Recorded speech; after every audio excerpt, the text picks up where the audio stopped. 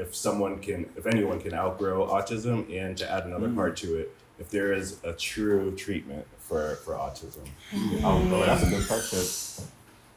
The kids we work with, I don't know, like I work with kids who I don't know about outgrowing it, but they've moved on to adult placement. They've moved on to getting jobs. Well, you mean and like there's some who no longer be eligible for a diagnosis? like to probably say you don't have autism no more. Is what you mean? Yes. Yeah. Yeah. I'd say that, yes. Basically, that's what I I think the answer is yes. I mean, when I talked to the team who did my son's eval, and I said, could I bring him back in a couple of years? And they said, absolutely, if he doesn't meet criteria. And I think that's the spectrum nature of it. Some kids may no longer have those qualities, and other kids will. And would it be like, are they like losing the symptoms, or are they, you say, suppressing it? I think learning to manage Yes. more than suppress. That's a good. I think it's like they've learned better, like coping strategies and different ways to just navigate the environment successfully and appropriately. And they're like, we all have things that we're like, gotta bite my tongue on this, and they're learning how to bite their tongue, so to speak. I feel like. I feel like more often than not, the diagnosis doesn't go away, but that's exactly what happens.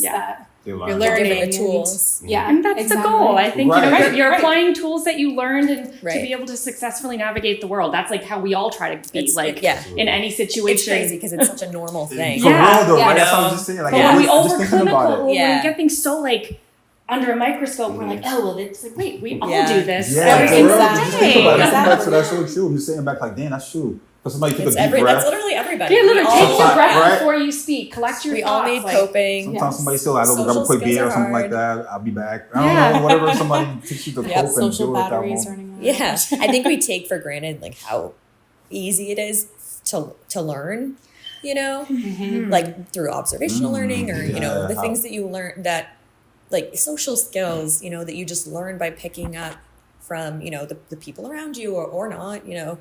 Those are some of the things that I think individuals with autism can struggle with. Yeah. But if they're it's given the right possible, exactly. if they're given the right tools, and that's why I like it, like the way that you think about the diagnosis, Alexa, because like your excitement is like you're giving him the things that he needs in, like as an individual, and then I think an individual with autism could get to the point where, you know, with the right tools, they're not exhibiting those types of what's the word I'm looking for? Behavior. I'm saying like maladaptive, right? Yeah. Clearly. But that's like how we all are. Right. That's so dope. Because I was for real though, just thinking about it, because just that we're relating it to how to how normal functioning people function. But kids with autism, it's the same thing too. It's just on an extreme level. Yeah. Exactly. Right. You know what I'm saying? But once they do, it's like, all right, we just have to sit back. That's what I did though. Now that's how I approached it. I literally took every kid that I work with, and they learn different ways. You know, in every different way, and I think too. And if you don't know, some of the early things that I think with kids with autism, when they have, is if you are trying to stand on 10 toes and you want to reinforce a behavior, I think you should always be consistent with that behavior, if that makes sense what I'm trying to say. Like, let's say your kid is doing something and you know it's not appropriate, right? The parenting should continue, not because they have autism that you should think that, oh, I can't, you know what I'm saying, hold them to a standard of saying stop and letting them know that it's wrong.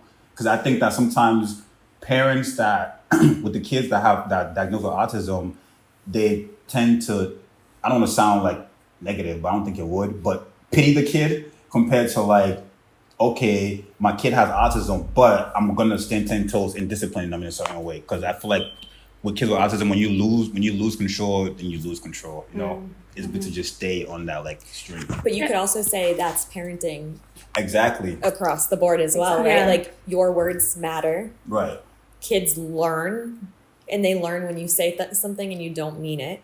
And then they learn that they cannot listen to you the next time. I think that's individuals with autism, but also just typically functioning humans as well. But you can, the only thing with that I think is with typically functioning humans is that you can double back and try to rectify. Yeah. I feel like because of autism, once Yeah. them says They no, learn it's by hard, consequences. right? It's hard to come backwards to fix it again in a sense. Yeah, well, we worked with teenagers, so like we A were lot. up against Time. years of a learning Right. history, you know. And that's so where my thinking was going yeah, to. Okay, yeah. what was not He did- happening before? Exactly. Why did they allow this to happen? Right. Who showed them this way? Why?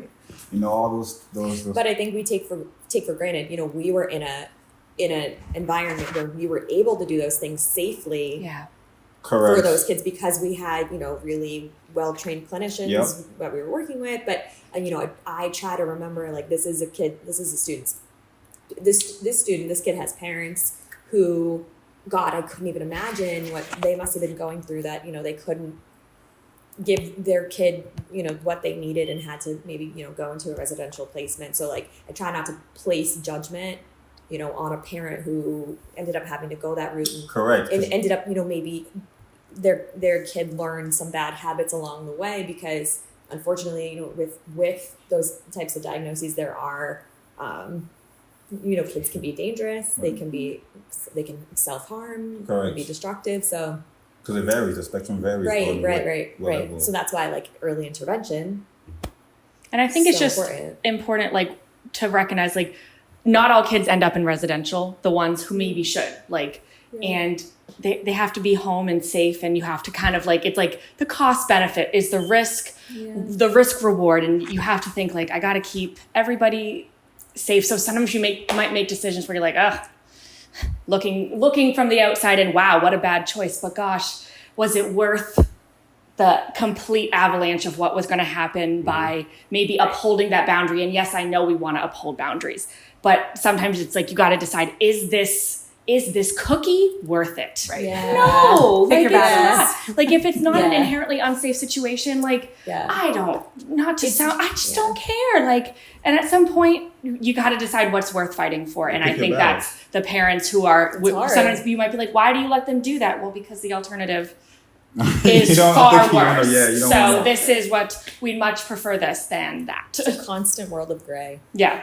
Yeah. And just making And I think that's what's decisions. hard to, Yes, there's in no parenting right or wrong. and then with any kind of diagnosis is, Yeah. it's like this until it's like that, and then there's this, so it's this whole road of forks in the road that Yep.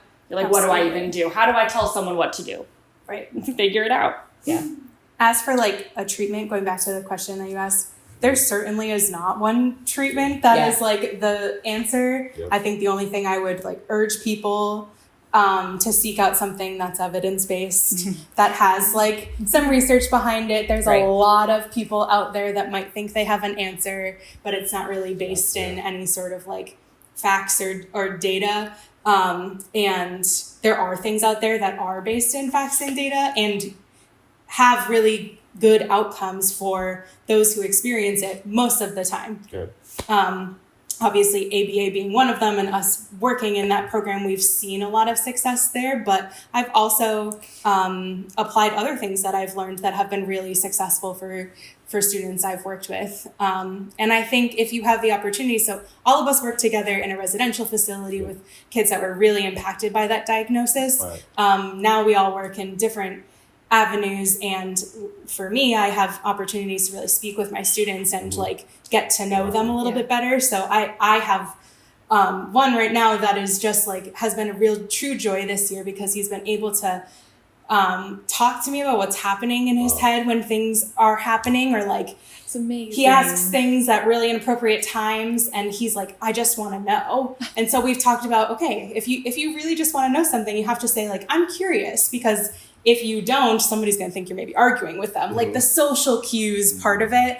And we have been able to do so much for him together as a team, me and him, the team, because we have been able to have that communication. And if you don't have that kind of communication with the person with autism in your life, then you have to seek out the communication in ways that you can. I think that all of us That's the did that best when way. we were Yeah, working together with kids that couldn't communicate quite as well. Right. Like we did our absolute best to give that to them and to understand them. And I think that is like the utmost key. So the earlier you get services, the earlier you can get that communication going is going to be better. But even if you don't receive the opportunity to do that, then that is like the first step, I think, for any family or anyone who's working with somebody with autism or a person with autism. If you have autism, then like that's going to help people understand you better. So